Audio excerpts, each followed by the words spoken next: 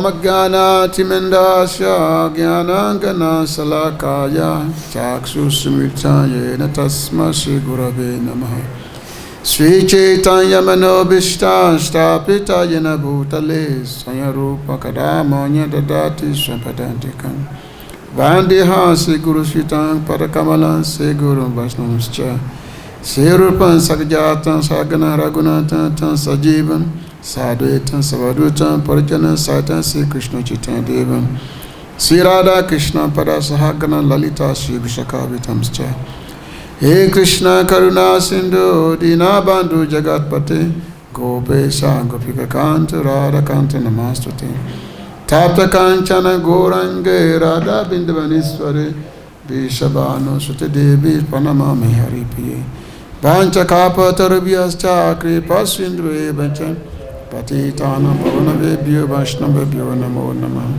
Namo Mahavadanyaya Krishna Primapadayate Krishna Ya Krishna Chaitanya Mane Gaurati Se Namah Sri Krishna Chaitanya Prabhu Nityananda Sri Radha Gadara Siva Shari Gaura Bhakta Vrinda Hare Krishna Krishna Krishna Hare Hare Hare Rama Rama Rama Hare Hare Krishna Krishna Krishna Hare Hare Hare Rama Rama Rama Hare Hare Ananda Lila Maya Vigraya Himabada Vichavi Sundaraya Tasma Maha Primrasa Padaya Chaitanya Chandra Namana Mastute Chaitanya Chandra Namana Mastute Chaitanya Chandra Namana Mastute.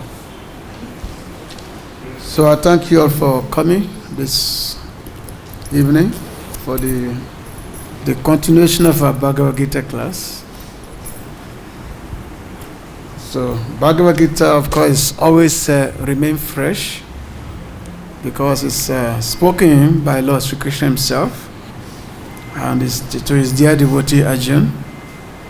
So Lord Krishna told Arjuna that Bhakto Shime Saka Cheti, that I am speaking this to you. Why? Because you are my friend as well as my devotee.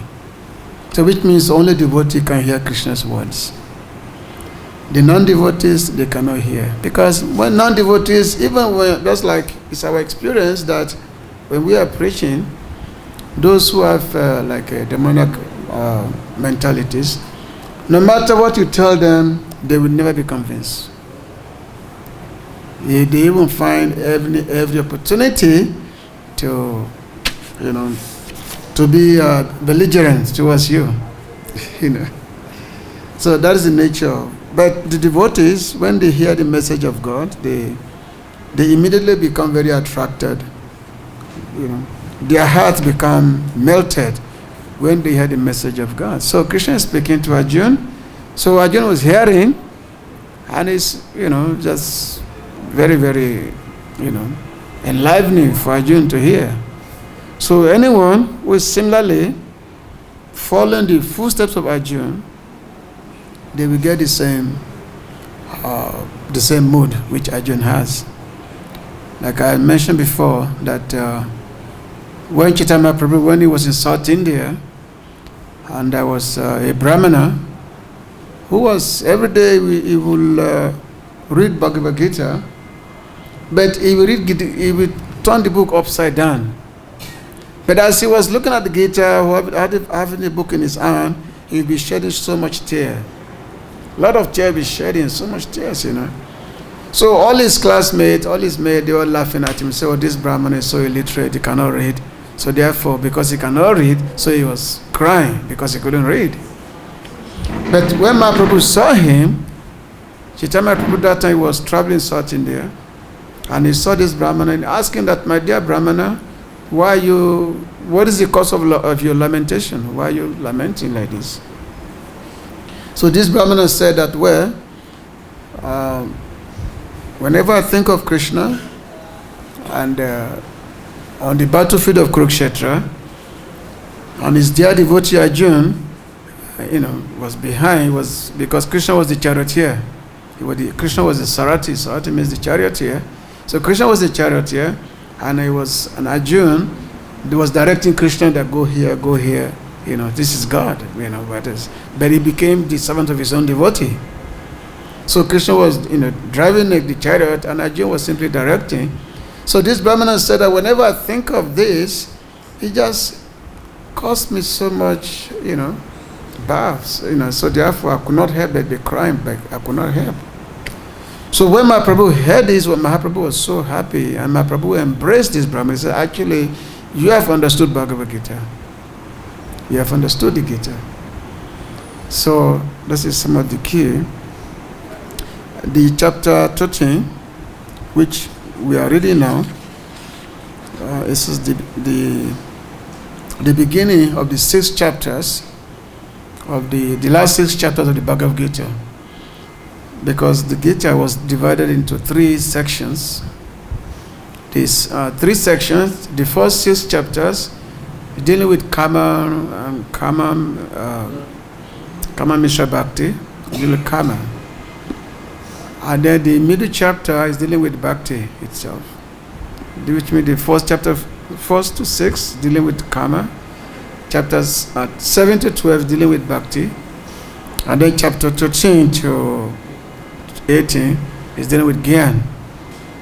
So these are the last 6. So we are this one from here all the way to chapter 18. It's all about Gyan. And of course, without Gyan, it's difficult to understand Bhakti. So, as they say, that religion without philosophy is simply fanaticism. So, philosophy must be there. We have to understand what we are doing, and we have to understand the purpose of what we are doing. So, therefore, our scripture is full of knowledge. Bhagavad-Gita is full of deep knowledge. And the more we assimilate that knowledge, the more our faith increases. It increases our faith. So that because it's not just blind following. Because blind following does not last. So it doesn't last. If you're just a blind follower, it does not last. But when you have, with the real wisdom, with the knowledge, that lasts. Because that gives you, it increases your faith. It gives you the clearance of what you are doing. So, in the first verse, whereby Arjuna was asking Krishna that we want to know the field of activities, the Kshetra and Kshetra Gyan. So Arjuna wanted to find out about this, and then Krishna is explaining the field of activities, the knower of the field, the Kshetra Gyan. So today we're going to read the text 8 to 12. Actually, this chapter is a very, very, very scientific chapter. It's full of scientific reasoning. When we read this along with the purport of the purport is there, and of course also the acharyas. They've given us they gave their various commentaries on these chapters. So it's full of scientific reasoning, because Lord Krishna himself is speaking to Arjuna, but he's speaking and citing many, many Vedic evidence. He himself is speaking, but he's also citing the Vedic evidence to back up whatever he's saying. So this is some of the beauty of this chapter. So because 5 verses, I think we can all just read together, and then I will read the translation. So we can all just chant together the verse. Okay? So let's all go there. Okay. Amanitwan Adam Betwan Ainsaksham Ti Ajavan Achayo Pashanan Saucham Stayam Atma Vinigraha Indriyate Suvairagyam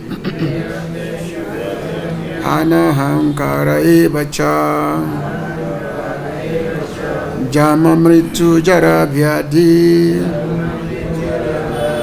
Duka Dosana Dashanam Ashakti Anabhishwangaha Putradara Griyadishu Nijancha Samachita Twan Istanisto papatishu Mayi chananya yogena Bhakti avya vicharini Vivikta desase vitvan Arati jana samsadi Adhyatma jnana nityatvam Tattva jnana tadarshanam Eta jnanam iti proktam Ajnana yadatvam yata. So translation and purport by Srila Prabhupada Araki. That's a long purport. You can read only up to the paragraph tolerance, and then the next people will take on tomorrow. Okay. So you read about 1.5 pages, or almost 2 pages. Yeah, it's a lot of. Yeah, it's like how many pages? 1, 2. It's like 6. Yes, 7.5 pages. Yeah, so you can just read the first 2 pages. Okay. Humility, pridelessness, non-violence, tolerance, simplicity, approaching a bona fide spiritual master, cleanliness, steadiness, self-control, renunciation of the object of sense gratification, absence of false ego, the perception of the evil of birth, death, old age, and disease, detachment, freedom from entanglement with children, wife, home, and the rest. Even-mindedness amid pleasant and unpleasant events. Constant and unalloyed devotion to me. Aspiring to live in a solitary place. Detachment from the general mass of people. Accepting the importance of self-realization and philosophical search for the absolute truth. All these are considered to be knowledge, and besides this, whatever there may be is ignorance. Purport. This process of knowledge is sometimes misunderstood by less intelligent men as being the interaction of the field of activity. But actually, this is the real process of knowledge. If one accepts this process, then the possibility of approaching the absolute truth exists. This is not the interaction of the 24 elements as described before. This is actually the means to get out of the entanglement of those elements.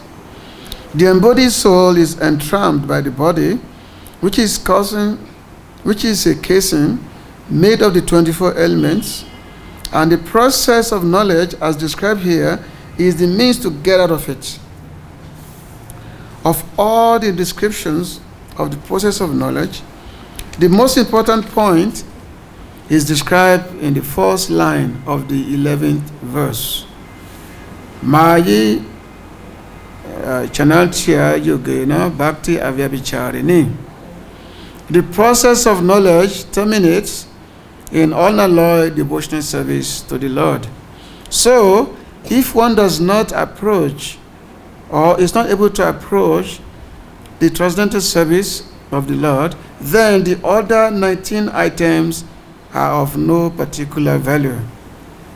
But if one takes to devotional service in full Krishna consciousness, the other 19 items automatically develop within him. As stated in Srimad Bhagavatam, Yashasti Bhakti Bhagavati Akinchana Savaguna Strata Samashati Suraha.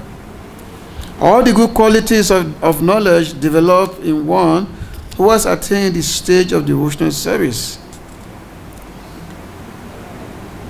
Actually, it should be all the good qualities of demigods, because Yashasti Bhakti Bhagavati Akinchana Sava Guna Tato Samasitu Sumish the demigods. So he said the quality of demigod developed in someone who has attained bhakti, who has taken out the process of bhakti. This is the correct translation. You find this in the Canto 5 of the Bhagavatam. The principle of accepting a spiritual master, as mentioned in the 8th verse, is essential. Even for one who takes to devotional service, it is most important. Transcendental life begins when one accepts a bona fide spiritual master. The Supreme Personality of Godhead, Sri Krishna, clearly states here that this process of knowledge is the actual path. Anything speculated beyond this is nonsense. As for the knowledge outlined here, the items may be analyzed as follows. Humility means that one should not be anxious to have the satisfaction of being honored by others. The material conception of life makes us very eager to receive honor from others, but from the point of view of a man in perfect knowledge who knows that he is not this body, anything, honor or dishonor, pertaining to this body is useless. One should not be hankering after this material deception. People are very anxious to be famous for their religion, and consequently, sometimes it is found that without understanding the principle of religion, one enters into some group which is not actually following religious principles, and then wants to advertise himself as a religious mentor. As for actual advancement in spiritual science, one should have a test to see how far he is progressing. He can judge by these items. Non-violence is generally taken to mean not killing or destroying the body, but actually non-violence means not to put others into distress. People in general are trapped by ignorance in the material concept of life, and they perpetually suffer material pains. So, unless one elevates people to spiritual knowledge, one is practicing violence. One should try his best to distribute real knowledge to the people so that they may become enlightened and leave this material entanglement. That is non-violence. Tolerance means that one should be practiced to bear insult and dishonor from others. If one is engaged in the advancement of spiritual knowledge, there will be so many insults and much dishonor from others. This is expected because material nature is so constituted. Even a boy like Prahlad, who only 5 years old, was engaged in the cultivation of spiritual knowledge, was endangered when his father became antagonistic to his devotion.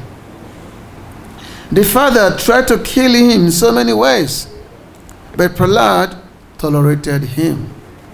So, there may be many impediments to making advancement in spiritual knowledge, but we should be tolerant and continue our progress with determination. So this purport go on and on. So Srila Prabhupada, he gave a very elaborate purport on these 5 verses. And of course, this purport following the teachings of the previous acharyas about this, the principles of knowledge. There are 20 items which are mentioned in these 5 verses, and these 20 items are listed to be the real knowledge, and anything that is opposed to this is nothing but ignorance. So Lord Krishna is here, telling Arjuna, he said, all these are declared to be knowledge, and besides this, whatever there may be is ignorance. So here, the Lord is describing, is delineating here what is described to be knowledge. And the first and foremost of that, which according to Srila Bhaktivinoda Thakur, is humility. It's like humility is like the first, the prime. So for anyone who wants to practice spiritual life, anyone who wants to practice Krishna consciousness, humility is the key. I just read something little bit here by Srila Bhaktivinoda Thakur, who had commented on those verses. So Srila Bhaktivinoda Thakur said, he said, humility, lack of false pride, non-violence, forgiveness, So he began everything with humility. That humility is actually the key, is the prime thing. So which means spiritual life cannot be practiced if one is not humble. So that's what Mahaprabhu said, that if one cannot chant the Hare Krishna mantra, if he's not humble, Trina Hapisune Chena, Tara Pisayashana, Amanina Manadina Kitani Yasadari, that one can be qualified to chant the Lord's name only if one become humble, if one become tolerant.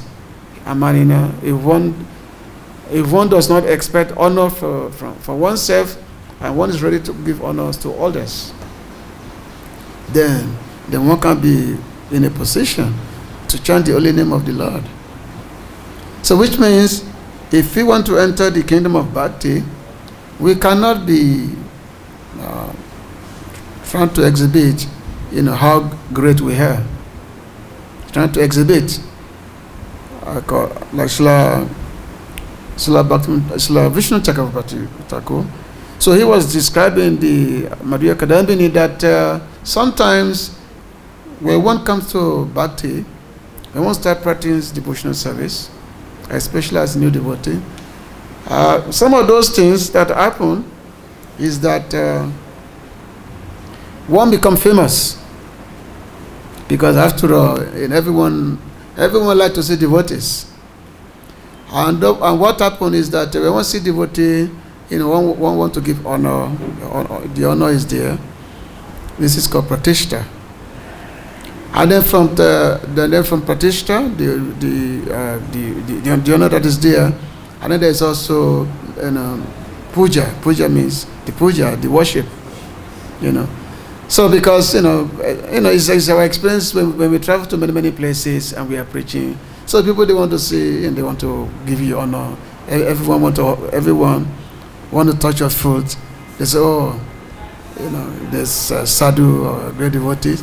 It's very nice that you have come to grace us. So everyone want to give you honor, like that.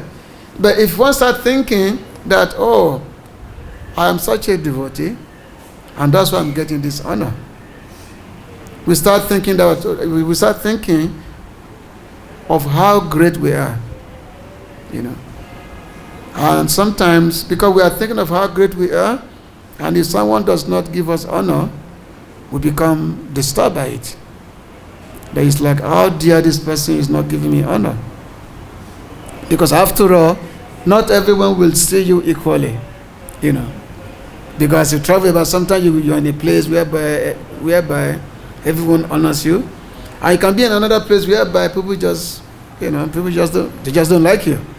So if once I think that, I'm a devotee, how come I'm not being honored here? What's happening? These people are just being offensive by not honoring me. So this is actually lack of understanding of what is Krishna consciousness. This is actually lack of understanding. Because the Lord says that if one says my devotee, such a person is not my devotee. If one says my devotee, it's only when one starts thinking that, I'm not a devotee, I have no devotional qualities, then it's only at that point that someone can start getting some kind of, qualification to really enter the bhakti. Just like in the book, Bhagavad-Gita, when Narada Muni, he was he was examining the devotees. And he was going from one devotee to another devotees. Sometimes we see, like especially when he was in Prayag, he saw one Brahmana. And this Brahmana was doing his worship with so much devotion, so much, so much of, seriousness, so much devotion. So when Nadamani saw this Brahmana, when he observed his activities, he observed the ways he was worshipping, and how this Brahmana, how he was taking care of all the Brahmanas, all the Vaishnavas, all the guests. He was just doing everything without any consideration. So when Nadamani saw this person, he went to him. He said, "Oh, my dear Vaishnav, you have made some. You have just by seeing your activity, I can see that you've obtained the Lord's mercy. I can see that you have obtained the Lord's mercy just by observing your activities."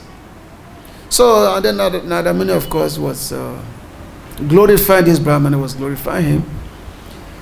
But this Brahman immediately, he covers his ear. He said, "My dear Naradaji, what are you saying? What do you see in me? I'm not a devotee. I have no devotional, mentality. I have no devotional quality. If you really want to see a devotee, there's one particular king. And this king is having festivals every day.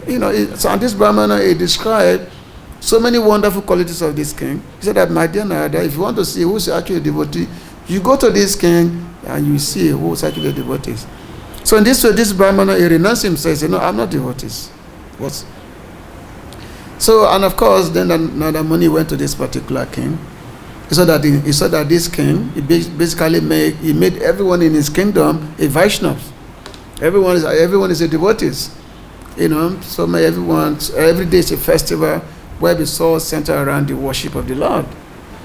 But when Nadamani went to see this king, he was glorifying him, that this king must have attained the mercy of the Lord. Still, this king, he said, "No, I'm not a devotee.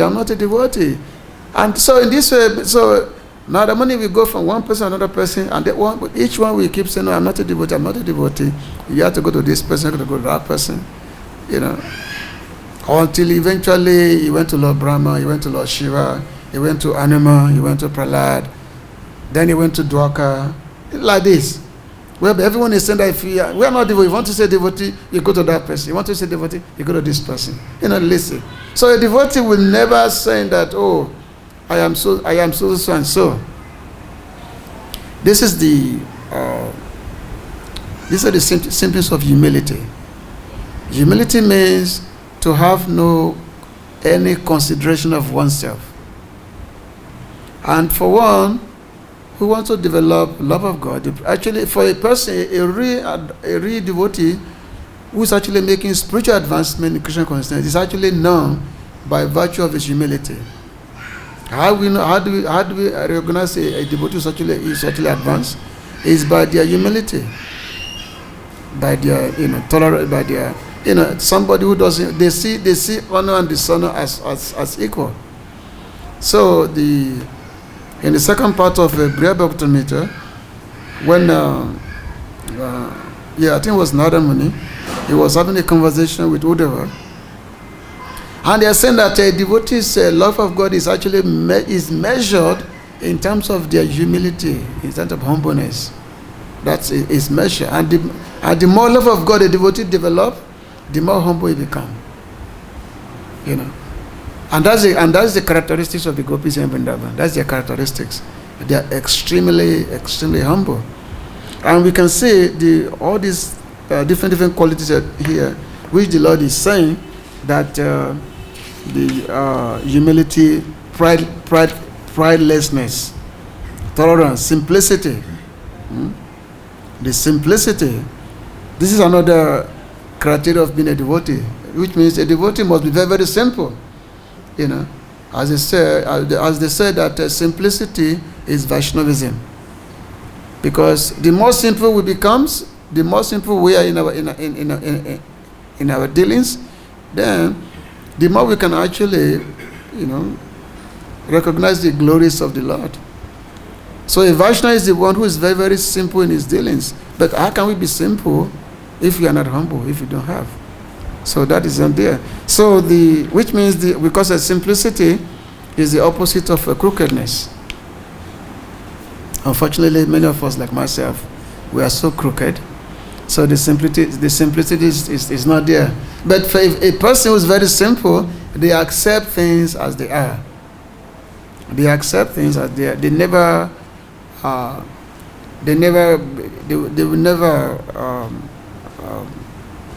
protest of anything. They never protest.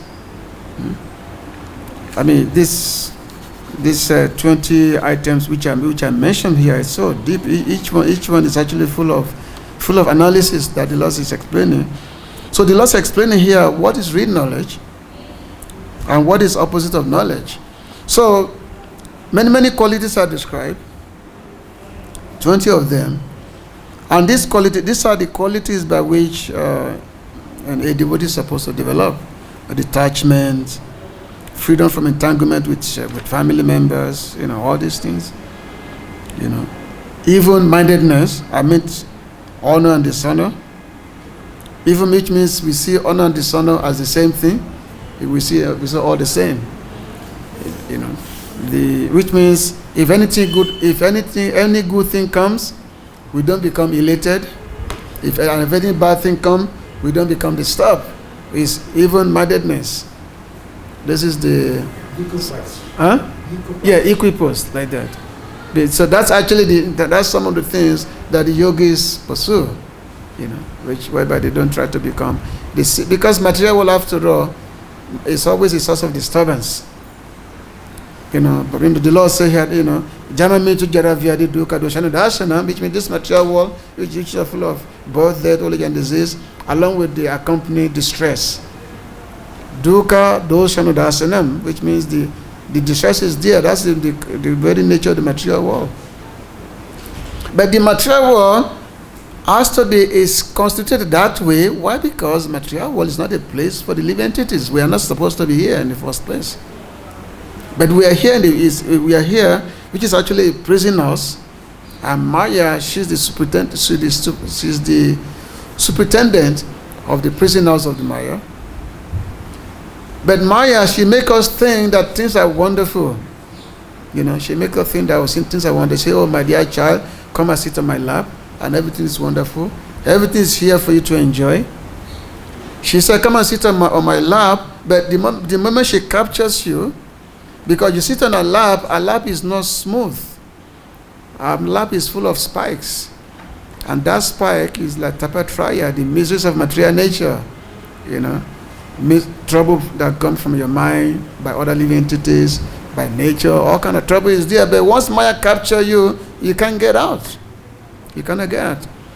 So that's because material world, we are not supposed to be here. The living entities is not a product of material energy. The living entity is a product of a spiritual energy. But being here, it loses its senses. So therefore, how to get out? So how to get out? He said here, approaching a bona fide spiritual master. There was one lecture which I was listening this morning when Srila Prabhupada was actually lecturing on this verse. He was lecturing on this verse. And Srila Prabhupada was saying that sometimes we may be in a situation whereby we have to listen to many different sages. Sages are there. They give so many ideas. But sometimes the sages, they always give different ideas. And oftentimes those ideas are conflicting. They give a lot of conflicting ideas because, as they say, that one cannot become a rishi unless you have a different opinion from another rishi. When the two rishis are together, you cannot get the same ideas. One rishi will say something, another rishi will say another thing. Because you become a rishi, a sage, only if you have a different idea. So that's why it's very, very important for someone to actually meet a recently devotee, a recently Vaishnava, who can give one a proper guidance. So that's why it's very essential that one one approach, a bona fide spiritual master, a Sadguru. A bona fide spiritual master is a Sadguru. So now so all these qualities here which are mentioned, by which one's supposed to develop all these qualities. But how do we develop these qualities? How do we develop them? But it's not that we have to take extraordinary step to develop all these qualities, like humility, prayerlessness, non-violence, tolerance, simplicity, all these things. So because that's what the yogis, that's what they try to do. The yogis, they will go to the forest and then they will do a meditation. They try to stay away from everybody else in order to develop many of these qualities. But devotees don't do that. Devotees, just by the virtue of association and just by the virtue of engaging in Krishna consciousness under the guidance of a bona fide guru, bona fide spiritual master, then all these qualities can actually develop. Which means if one is fortunate to be with a devotee who is very, very humble, he has no pride himself and all that, just by being under such a person, these qualities also will be developed. So there's one verse which Srila Prabhupada mentioned here, and this verse is from Bhagavatam, that Yasyasya Bhakti Bhagavati Akinchana Savai Guna Strata Samasati Sura Haru Abhaktasha Gunu Mahat Guna Manonatena Shati Dhavatu Bahi. That he said that all the devas and their qualities, there are 33 million demigods, 33 millions of them, and their qualities, because the devas, they are mainly, they are mainly devotees, the devas, the demigods. These are all the devas and their quality, such as knowledge and their performance of dharma, religiosity, always reside in the heart of those who have selfless devotion to Sri Krishna, who just want to render unmotivated devotional service to the Lord. So such person, the devas, the demigods quality, such as which we have been reading here, those qualities, along with the demigod themselves, they actually reside with the devotees. On the other hand, how can one who's not a devotee, a bhakta of Lord, possess any of the good qualities of a Mahapurush? Such a person is always hankering for petty, worldly sense object only. Because in this material world, people are only looking for object of sense gratification. So we're talking of a ketra, the body, the ketra and ketragyan. So the ketra is the field of activities, which is this material body, and the ketragyan is the knower of that body, which means the jivatma, the living entity. So he's the ketragyan. But however, the living entity, who is the ketragyan, but he sees his body only as a means for his own enjoyment. He sees the body as a product as a method of his own sense gratification. Whereas a real knower, a real ketragyan, like a devotee, they don't look at the body for them to enjoy. They see the body as Krishna's instrument, and they simply want to engage their body, their everything, into the devotional service of the Lord. For instance, in the verse we are reading, it talks about the detachment from family life, detachment from wife, from children, and all that. But however, a devotee does not have unnecessary renunciation. So which means, rather than someone renouncing the family members, if those family members are devotees, then there's no one, because you don't renounce the devotee. You don't take renunciation from another devotee. So which means you all engage together in the devotional service of Krishna. In one songs of Bhakti Thakur, so he was saying that, he said, who do I call my wife? My wife, she is Krishna's maid servant. Who do I call my children? My son is Krishna's servant. And what is my position? I'm simply a caretaker of this house, and because my house is Krishna's house, So I'm simply a caretaker of this also. So therefore, any happiness and the stress that may come, I'm not affected by it. Because this is Krishna's also. This is Krishna's property. I'm simply a caretaker, that's all. So in this way, a devotee is always free from anxiety. In this way. But the moment we start thinking of enjoyment, then we have problem. The problem comes. So when devotees have problems, when devotees have this problem full of anxiety, because we want to enjoy those things that are not really meant for us, and that's why we have problems. So anyway, there's a lot more that can be discussed about this this section of the Bhagavad-Gita. Is full of deep reasoning. It's full of the deep knowledge, which can invoke a lot of deliberation.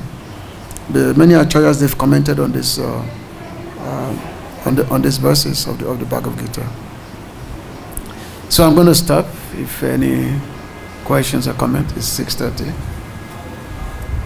So, yeah. So, we are speaking that everything, whatever the devotees are doing, they have the knowledge, they get the knowledge, and according to their guru and this one, they are going to do. Now, how about the materialist people? They have general knowledge. They don't have complete knowledge. They have general knowledge. Mm-hmm. But we are also worshipping the Lord. So, what the benefit we are going to get aside from the devotees? The materialist, they see the Lord as the provider of their, sense enjoyment. So basically, somebody comes to the temple, rather than see himself as Krishna's servant, but they see Krishna as their servant, the person who, provide me what I want, what I need. Order supplier. Yeah, order supplier, basically. So therefore, this is the other part of saying, because they just deal the Lord as the one who to serve them, not that they don't see Krishna as who's to be served, but they see Krishna as one who to serve them by providing what you need. And oftentimes, if you don't get what you need, then you lose faith and then you go away. Usually, that's the mentality of the non-devotees. That's the mentality. Or what we call the materialistic people, the materialist devotee, the prakriti bhaktas. That's the mentality. So that's why I always say that it's very difficult to find someone who's actually come to Krishna and they simply want to serve Krishna for the purpose of giving pleasure for Krishna. He said, "Anya bilasita sunya gyana kamadana bitam anu kuyana Krishna no silana bhakti uttamam." So what is bhakti uttamam? That the devotees, they see everything for the whatever is, they only do things, everything that is favorable for Krishna, not favorable for oneself. That's called Krishna Nusila, which means what is favorable for Krishna. So, and how do we know what is favorable for Krishna? That's why I always say that there must be a guidance of topmost devotees, of topmost Vaishnava, who can give the particular guidance in that. And of course, we do that by simply rendering service under the guidance. But it's not an easy thing, basically. It's not an easy thing. Because our mentality is to enjoy. That's our mentality. Our mentality is to enjoy. Therefore, we think that we are the master. And then, being a master, we should enjoy. That's our mentality. Even when we come to the house of God, the same mentality is there. And that's why there's no happiness. There's never any happiness. He said that in this world, only two people are happy. Two types of people are happy in this world. Two types of people. One is first class fool, because doesn't know anything. And the second one is the topmost paramahansas. Everybody else is unhappy in this material world. That's a fact. Only the paramahansas are happy. Someone like Slapaupa, the great Mahajans, they are always happy. They are Paramahansa. But we are in the middle. There's no happiness. Because we have so many mixed, even though, we are coming to devotional service, but our desire is always mixed. Sometimes we're enthusiastic, Oftentimes we are not enthusiastic. You know, we want to render service, but it's like, okay, what is in it for me? What am I going to get? What is the benefit there for me? You know, we always calculating everything. We calculate everything. We calculate. So how can we really get the proper reciprocation? That's why we have to calm down, become very, very simple. Simplicity. When we become very simplicity, at that time our heart becomes very, very soft. When we come down to the simplicity, and that's what we basically have to pray for. We have to pray for that simplicity. We have to pray for it. Vaishnava is Saralata means Saralata means simplicity, means one become very, very simple in their act of dealings. You know, like that. One comment, just Prabhupada said, whatever these outsiders, they are not devotees, they are worshipping different demigods, and they are doing it wrong way. Yes, Prabhupada said, and ultimately they come to me. So we could understand whatever they are doing, just like we went to Kumbh Mela, we saw so many devotees, they come, they want to take bath and they are chanting the Lord's name, Lord Shiva's name, different names, and we are taking bath there in the holy river. Yeah. So ultimately they also get some benefit, Prabhupada said, but in a different way. Prabhupada said, Lord is saying they are doing wrong way, but ultimately they come to them. Yeah, just ultimately. Like Kansa was thinking of Krishna 24 hours in a negative way. So even the karmis, if they are thinking in a negative way, so they ultimately they get some benefit. Yeah, that's the ultimate. That's the ultimate reality. The ultimate is the because whatever we'll do, as they said that akama sava come over, moksha come over already. That one may have all desires or have no desires, but if one come to me, ultimately, you know, benefit is always there. So yeah, everyone gets benefit. Or, you know, that's the ultimate reality.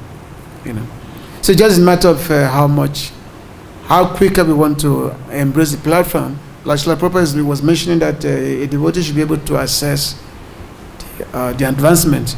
He's talking about in this purport.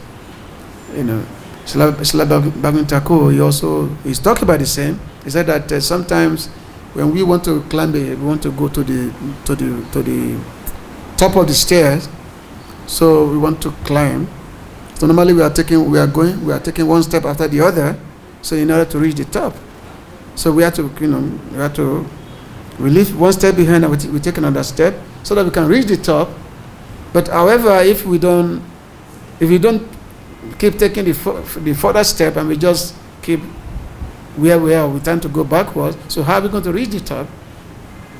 So similarly, also said that a devotee has to be able to measure the advancement we are making. That okay, every day we have to calculate what have I done. You know, have I offended devotees today? You know, all these things. Have I been critical of devotees today? So which means as devotees we have to constantly be asking ourselves all these questions. That means we devotees have to be self-critical. Not to be critical of others, but to be critical of oneself. To see how much, if you actually make any progress or not. You know, so which means every day the real devotee we start making analysis of ourselves. And the more we do that, obviously, the more we get the Lord's grace, obviously, the more we do that. So that's our prayer, you know. All right. When I'm preaching, I'm preaching to myself. I'm not preaching to anybody. I'm preaching to myself. But that's what I should be doing. Okay. Okay. Hare Krishna. Any other points? Sorry, we're just finishing. Okay. The question and answer. You want to hear any question? Anything? Before we go? Huh? Oh, okay. Okay, thank you very much. Srila Prabhupada ki. Gopi Manande.